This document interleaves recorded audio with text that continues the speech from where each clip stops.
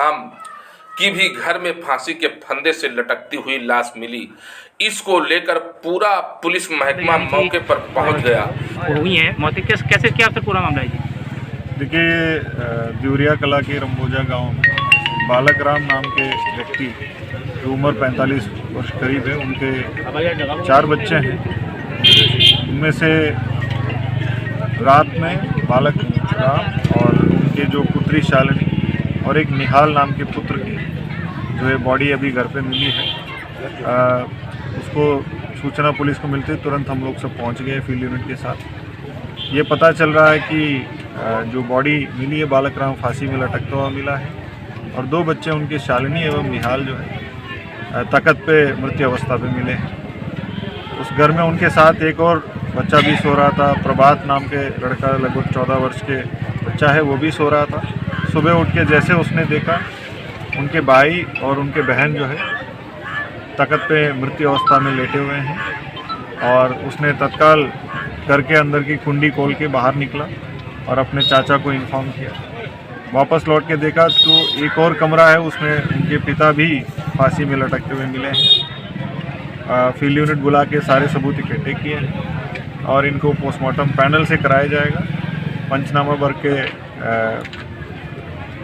Body को postmortem हेतु भेजा जा रहा है। बाकी आगे की हम लोग विवेचना में जुटे हुए हैं। परिवार वालों से वार्ता करने पर ये परिवार वालों का कहना है पिता बालक राम एवं उनके जो बेटी शालिनी ये भूत की और भूत प्रेत के संबंध में कुछ इन्होंने अपनी शिकायत बताया है। 1 साल पहले तक किसी आश्रम में जाते थे और ये इनके ऊपर जो है भूत आने का परिवार वालों का कहना है। इस संबंध में भी जांच किया जा रहा है। पीएम के बाद मृत्यु की कारण पुष्ट हो जाएगा। खुद जिले के एसपी दिनेश कुमार मौके पर पहुंचे और जांच करने लगे और गांव वालों से मालूम हुआ कि कुछ भूत प्रेत का मामला सामने आया है।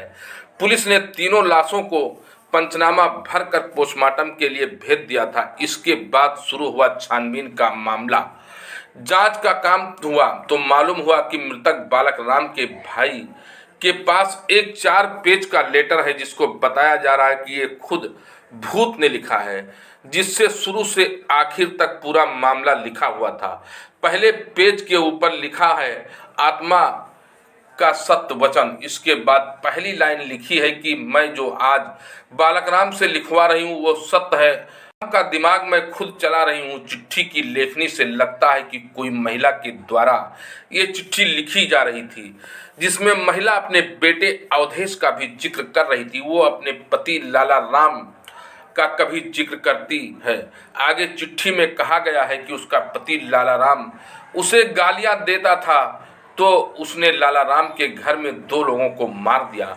मेरी शालिनी यानी कि मृतक बालक राम की 15 वर्षीय बेटी से दुश्मनी सिर्फ इसलिए हुई थी कि उसकी माँ से मैं बात कर रही थी और वो जबरदस्ती अपनी माँ को बुलाकर घर लेकर चली आई और मुझे ये बात बहुत बुरी लगी, इसलिए मैंने शालिनी को मारने की कोशिश की। और 4 पन्ने की इस चिट्ठी में मैं संत रामपाल का भी जिक्र है।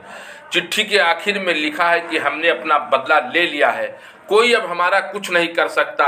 इस घर में मैं अभी रहूंगी। हमारे खिलाफ कोई सबूत भी ढूंढने की कोशिश ना करें, क्योंकि किसी को भी कोई सबूत नहीं मिलेगा, क्योंकि मृत आत्मा का कोई सबूत नहीं होता है। 4 पन्नों की चिट्ठी अब वायरल हो रही है, जिसको बताया जा रहा है कि ये चिट्ठी खुद मृतक आत्मा ने लिखी है, जिसमें कई लोगों के मरने और मारने का जिक्र भी इसमें किया गया है। अब देखने वाली बात ये होगी कि पुलिस अपनी जांच किस प्रकार से घुमाती है, क्योंकि मृतक आत्माओं को कोई पकड़ नहीं सकता, उसको कोई सजा भी नहीं दिला सकता। पोस्टमार्टम रिपोर्ट में मृतक निहाल और शालिनी की मौत गला घोटने से हुई है, जबकि इन दोनों के पिता बालक राम की मौत हैंगिंग यानी कि फांसी के फंदे से लटक कर हुई है। फिलहाल कुछ भी हो, गांव में दहशत है का माहौल बना हुआ है। आत्माओं की बात सुन करके लोग खौफनाक हो गए हैं और खौफनाक माहौल में जीने को मजबूर हैं। किसी को भूत सता रहा है तो कोई भूत भगाने की कवायद में जुटा हुआ है।